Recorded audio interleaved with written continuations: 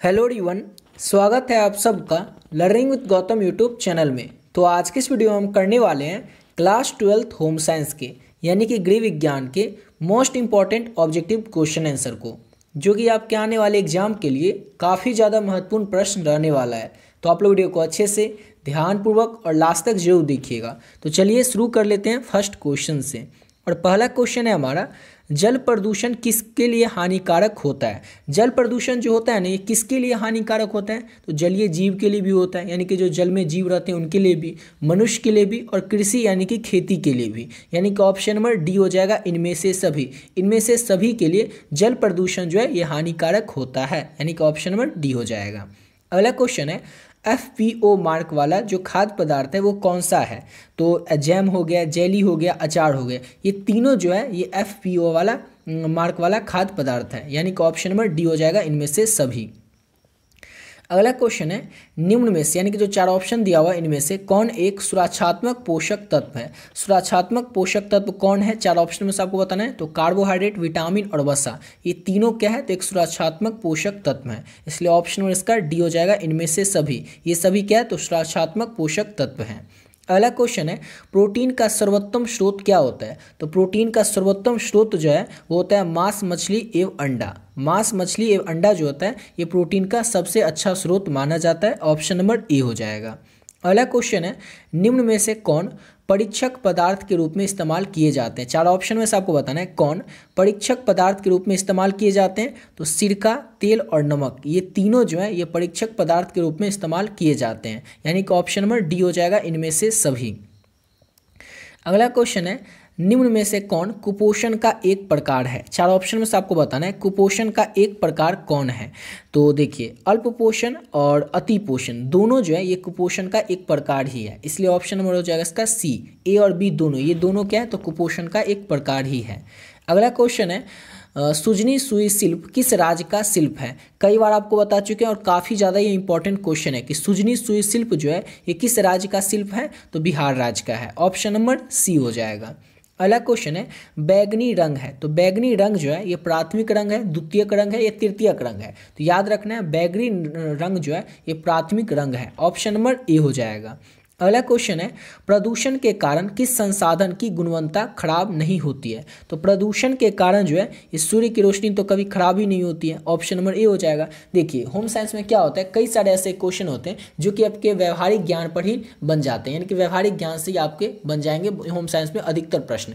लेकिन और भी सब्जेक्ट जैसे कि history, geography, political science, psychology, philosophy, इन सभी सब्जेक्ट में क्या होता है कि आपके व्यवहारिक ज्ञान से काम नहीं चलता है, आपको किताब भी पढ़ना पड़ता है, समझना पड़ता है, उसके बाद आप बना पाइएगा। लेकिन होम साइंस के कई सारे ऐसे प्रश्न होंगे जो ऐसा कोई व्यक्ति जो कि कभी कुछ पढ़ाई नहीं किया हुआ है, लेकिन सिर्फ उसके व्यवहारिक ज्ञान के कारण उस प्रश्न को वो बना पाएगा अच्छे से, अगर उसको क्वेश्चन को बस अच्छे से पढ़ता है तो। इसलिए एग्जाम में आपको क्या करना है, क्वेश्चन को बस अच्छे से ध्यानपूर्वक पढ़ना है, ऑप्शन को देखना है। कई सारे प्रश्न होम साइंस में आप लोगों को इस ऐसे ही बन जाएगा, आप लोग उसको अगर कभी पढ़े नहीं होंगे फिर भी। जैसे कि ये क्वेश्चन था कि प्रदूषण के कारण किस संसाधन की गुणवत्ता में खराबी नहीं आती है? तो सूर्य की रोशनी में। अब सूर्य की रोशनी को क्या ही फर्क पड़ेगा प्रदूषण से, समझ गए ना, इसलिए ऑप्शन ए हो जाएगा। अगला क्वेश्चन है, कपड़ों को सुखाने की प्राकृतिक विधि क्या है? तो कपड़ों को सुखाने की जो प्राकृतिक विधि है वो है धूप और हवा। वॉशिंग मशीन में तो सुखा ही लेते हैं, हेयर का ड्रायर का जो होता है या फिर इस्त्री होता है, ये सब तो कर ही लेते हैं, लेकिन धूप और हवा जो है ये प्राकृतिक विधि है कपड़ों के सुखाने का। ये भी क्वेश्चन कोई भी बच्चा ऐसे ही पढ़ेगा और बता देगा, ऑप्शन में इसका सी हो जाएगा। अगला क्वेश्चन है, दुख एवं सुख के समय का वस्त्र होना चाहिए। तो दुख और सुख के समय का वस्त्र कैसा होना चाहिए? तो दुख और सुख के समय का जो दुख और एवं सुख के समय का जो वस्त्र होना चाहिए वो सफ़ेद एवं हल्का होना चाहिए, ऑप्शन नंबर बी हो जाएगा। अगला क्वेश्चन है, मिलावट के लिए कौन जिम्मेदार नहीं है? तो उपभोक्ता जो है मिलावट के लिए जिम्मेदार थोड़ी होता है। उपभोक्ता किसे कहते हैं? जो भी व्यक्ति कुछ खरीदने जाता है उसे उपभोक्ता कहते हैं। तो हम कैसे जिम्मेदार हो जाएंगे? उल्टा हम थोड़ी, हमें तो और अच्छा सामान चाहिए इसलिए हम थोड़ी मिलावट करेंगे। तो उपभोक्ता के लिए उपभोक्ता तो जो खरीदने जाता है सामान यानी कि उपभोक्ता तो जिम्मेदार होगा ही नहीं, इसलिए ऑप्शन सी हो जाएगा। मिलावट के लिए कौन जिम्मेदार नहीं होगा? तो उपभोक्ता।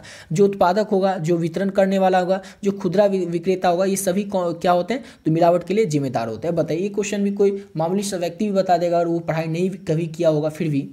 अलग क्वेश्चन करते हैं और नेक्स्ट क्वेश्चन है हमारा, घर में पानी का उपयोग किस रूप में किया जाता है। तो घर में जो पानी का उपयोग है वो ठोस, तरल और गैस तीनों रूप में किया जाता है, यानी कि ऑप्शन डी हो जाएगा इनमें से सभी रूपों के द्वारा घर में पानी का उपयोग किया जाता है।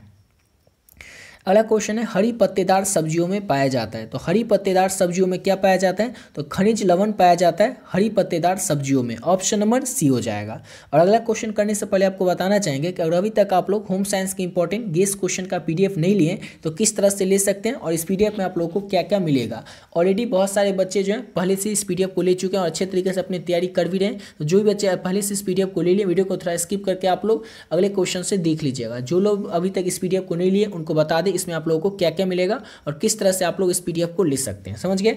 तो देखिए इसमें आपको मिलेगा होम साइंस के important guess objective question, home science के इंपॉर्टेंट गेस सब्जेक्टिव क्वेश्चन, यानी कि आपके होम साइंस में जितने भी चैप्टर हैं हर एक चैप्टर का चैप्टर वाइज इंपॉर्टेंट इसमें ऑब्जेक्टिव क्वेश्चन और सब्जेक्टिव क्वेश्चन ऐड किया गया है। और साथ ही साथ आपको मिल जाएगा पिछले 11 साल में जो भी होम साइंस में इंपॉर्टेंट जो भी क्वेश्चन पूछा गया है वो सारा का सारा इंपॉर्टेंट जो क्वेश्चन है इसमें ऐड कर दिया गया आंसर के साथ। ये आपको मिल जाएगा पिछले 11 साल का PYQ।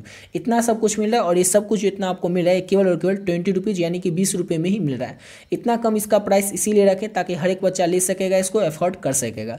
पे आपको कैसे करना है, आपको मिलेगा कैसे, तो ये नंबर है 7903820891। इस नंबर पे आप लोग फोन पे, गूगल पे, पेटीएम किसी भी माध्यम से आप लोग को क्या करना है, केवल और केवल 20 रुपये पे कर देना इस नंबर पे। और जैसे आप पे करते हैं इस नंबर पे 20 रुपीज़, आपको क्या करना है स्क्रीनशॉट ले लेना और इसी नंबर से व्हाट्सएप भी है, व्हाट्सएप पे आपको स्क्रीनशॉट को भेज देना है और बस एक छोटा सा मैसेज कर देना होम साइंस, ताकि ये पता चल जाए आपको होम साइंस का पीडीएफ चाहिए। जैसे आप पे करके स्क्रीनशॉट भेजोगे, सब्जेक्ट का नाम बताओगे, आपको जो पीडीएफ है तुरंत मिल जाएगा, समझ गए। और इसमें जितना क्वेश्चन है ऑब्जेक्टिव और सब्जेक्टिव सबको अगर आप लोग अच्छे तरीके से कर लेते हैं तो आपसे एग्जाम में एक भी प्रश्न छूटने वाला नहीं है, चाहे वो ऑब्जेक्टिव हो या सब्जेक्टिव हो। आपके एग्जाम में जो भी प्रश्न आएंगे इसी पीडीएफ से आपको देखने को मिल जाएगा। क्यों मिल जाएगा, क्योंकि आपके एग्जाम में कहीं से भी क्वेश्चन आएगा तो बुक से ही ना, क्लास 12 होम साइंस का जो बुक है उसी से आएगा, बुक के किसी चैप्टर से ही आएगा। और हर एक चैप्टर का जो भी इंपॉर्टेंट ऑब्जेक्टिव और सब्जेक्टिव है सारा का सारा क्वेश्चन ऑब्जेक्टिव और सब्जेक्टिव में भी लघुत्तरीय और दीर्घोत्तरीय जो भी इंपॉर्टेंट है सारा इस पीडीएफ में ऐड कर दिया गया है। यानी कि अगर आप लोग इस पीडीएफ को अच्छे से कर लेते हैं कंप्लीट तो आपसे एग्जाम में एक भी प्रश्न छूटने वाला नहीं है। तो जो भी बच्चे हुए हैं अभी तक इस पीडीएफ को नहीं लिए वो लोग इस पीडीएफ को जरूर ले लीजिएगा, समझ गए। चलिए आते हैं अपने अब अगले क्वेश्चन पे। अगला क्वेश्चन है हमारा, सरकार द्वारा गर्भवती महिलाओं और शिशुओं के स्वास्थ्य की रक्षा हेतु स्थापना की गई थी। किस चीज़ की स्थापना की गई थी, तो मातृ शिशु कल्याण केंद्र की स्थापना की गई थी सरकार के द्वारा गर्भवती महिलाओं और शिशुओं के स्वास्थ्य की रक्षा हेतु, ऑप्शन नंबर बी हो जाएगा। अगला क्वेश्चन है, निम्न में से यानी कि 4 ऑप्शन में से पहले कुछ दिनों के दौरान शिशु की देखभाल कौन सी है। पहले कुछ दिनों के दौरान शिशु की जो देखभाल है वो ऑप्शन डी हो जाएगा, इनमें से सभी है। जैसे कि बच्चे को गर्म रखना, गर्भनाल, यहाँ पर गर्म नहीं गर्म होगा, गर्भनाल की देखभाल करना, सिर्फ माँ का दूध देना, यानी कि जो शिशु होता है छोटा बच्चा होता है उसके देखभाल के अंतर्गत ये सभी आते हैं। ऑप्शन नंबर डी हो जाएगा, इनमें से सभी। अगला क्वेश्चन है, बच्चे अपनी माँ को पहचानना प्रारंभ कर देता है, यानी कि बच्चा अपनी माँ को पहचानना शुरू कर देता है 3 माह के भीतर ही, यानी कि 3 महीने के अंदर ही बच्चा समझ जाता है कि अच्छा ये मेरी मम्मी है। यानी कि जब भी वो किसी और को गोद में हो जाता है, यानी कि कोई और गोद लेता है 3 माह के छोटे बच्चे के बाद, उसको जब भी 3 माह के छोटे बच्चे या 6 माह के छोटे बच्चे को, तो बच्चा क्या होता है रोने लगता है और जैसे अपनी मम्मी की गोदी में आता है चुप हो जाते हैं, यानी कि वो पहचान करने लगता है। ऑप्शन नंबर इसका ए हो जाएगा। अगला क्वेश्चन है, डीपीटी का टीका पूर्ण रूप का क्या है, यानी कि डीपीटी का फुल फॉर्म क्या होता है, पूर्ण रूप क्या होता है। तो डीपीटी का पूर्ण रूप होता है, फुल फॉर्म होता है diphtheria pertussis tetanus, diphtheria pertussis tetanus DPT का पूर्ण रूप होता है, फुल फॉर्म होता है। ऑप्शन नंबर ए हो जाएगा। अगला क्वेश्चन है, भारतीय जीवन बीमा निगम की स्थापना कब हुई थी। तो भारतीय जीवन बीमा निगम की जो स्थापना है ये हुई थी 19 फरवरी 1956 को, 19 फरवरी 1956 को भारतीय जीवन बीमा निगम की स्थापना की गई थी। ऑप्शन नंबर बी हो जाएगा। अगला क्वेश्चन है, निम्नलिखित में से कौन एक कर बचत निवेश नहीं है। कर बचत निवेश कौन नहीं है, तो गृह ऋण यानी कि होम लोन जो है ये कर बचत निवेश नहीं है, यानी कि ऑप्शन नंबर इसका ए हो जाएगा। अगला क्वेश्चन है, अंत अश्वरीय ग्रंथि से निकलने वाला अस्रव क्या कहते हैं। अंत अश्वरीय से निकलने वाला जो अस्रव होता है उसे हम लोग क्या कहते हैं, तो उसे हम लोग हार्मोन कहते हैं। ऑप्शन नंबर बी हो जाएगा। अगला क्वेश्चन है, पुरुष अंडकोश स्थित रहता है। तो पुरुष अंडकोश कहाँ पे स्थित रहता है, तो उदर गुहा के बाहर में स्थित रहता है पुरुष अंडकोश। ऑप्शन नंबर सी हो जाएगा। अगला क्वेश्चन है, स्त्रियों में निषेचन की प्रक्रिया कहाँ होती है? तो स्त्रियों में निषेचन की जो प्रक्रिया है वो डिंबवाही नालिका में होती है। डिंबवाही नालिका में स्त्रियों की निषेचन की प्रक्रिया होती है।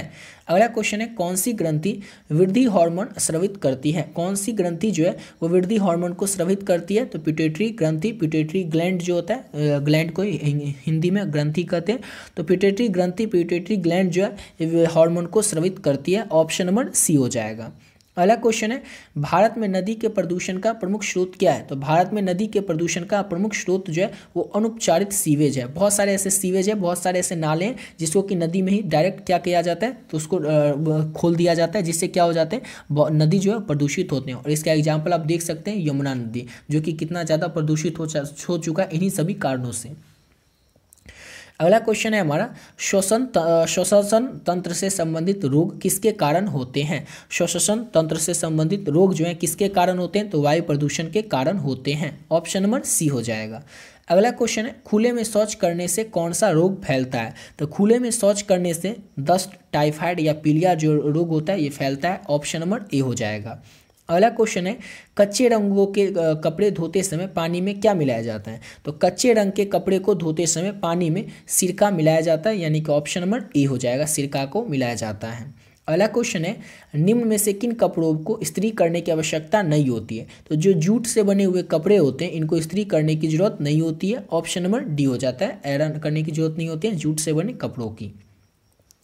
अगला क्वेश्चन है, अपमिश्रण का उदाहरण है। तो अपमिश्रण का उदाहरण क्या है? तो नकली को असली बताकर बेचना, बासी को ताज़ा बनाकर बेचना, गलत लेबल लगाकर बेचना, यानी कि ऑप्शन डी हो जाएगा इनमें से सभी। ये सभी क्या है? तो अपमिश्रण के उदाहरण है। ऑप्शन नंबर डी हो जाएगा।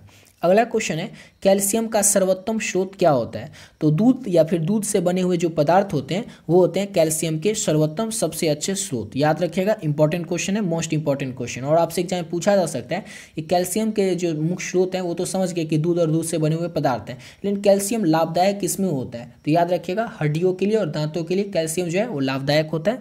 ऑप्शन नंबर इसका वैसे सी हो जाएगा। अगला क्वेश्चन है, ग्रामीण क्षेत्र में कौन भूमि प्रदूषण का कारण नहीं है? चार ऑप्शन में से आपको बताना है, ग्रामीण क्षेत्र में कौन भूमि प्रदूषण का कारण नहीं है? तो वनों की कटाई, वनों की जो कटाई है ये ग्रामीण क्षेत्र में, ग्रामीण इलाका में भूमि प्रदूषण का कारण नहीं है। ऑप्शन नंबर डी हो जाएगा।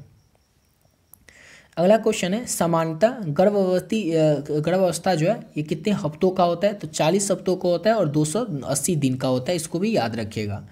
अगला क्वेश्चन है, कौन सा हार्मोन महिलाओं में दूध के स्राव को उत्तेजित करता है? तो प्रोलैक्टिन हार्मोन। प्रोलैक्टिन हार्मोन जो है ये महिलाओं में दूध के स्राव को उत्तेजित करता है। ऑप्शन नंबर इसका ए हो जाएगा।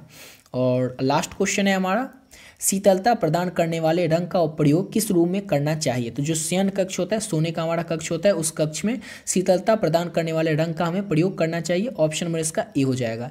इसी के साथ वीडियो यहाँ पे कंप्लीट करते हैं। आशा करता हूँ आप लोग को वीडियो अच्छा लगा होगा। मिलते हैं नेक्स्ट वीडियो में नए वीडियो के साथ, जिसमें कि होम साइंस के और भी लघु उत्तरीय और दीर्घ उत्तरीय और भी ऑब्जेक्टिव क्वेश्चन को करेंगे, समझ गए।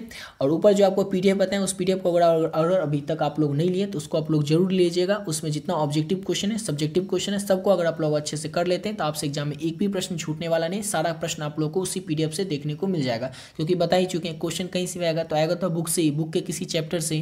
तो चैप्टर के सारे ऑब्जेक्टिव और सब्जेक्टिव उस PDF में ऐड कर दिए गए। PDF का प्राइस बता ही चुके हैं, केवल और केवल 20 रुपये। इतना कम, इतना तो आप लोग ऐसे ही खर्च कर दे होंगे, कोई चॉकलेट खा करके, कोई नमकीन खा करके। लेकिन अगर आप लोग उस PDF को ले लेते हैं केवल 20 रुपीज़ पे करके, तो आपसे एग्जाम में होम साइंस में एक भी प्रश्न छूटने वाला नहीं है। और होम साइंस का जितना अच्छा आप सोचे होंगे एग्जाम, उससे और भी बेहतर एग्जाम आपका जाने वाला है, अगर आप लोग उसमें जितने क्वेश्चन है उसको अच्छे से पढ़ करके तैयार कर लेते हैं तो, समझ गए। तो मिलता है नेक्स्ट वीडियो में नए वीडियो के साथ।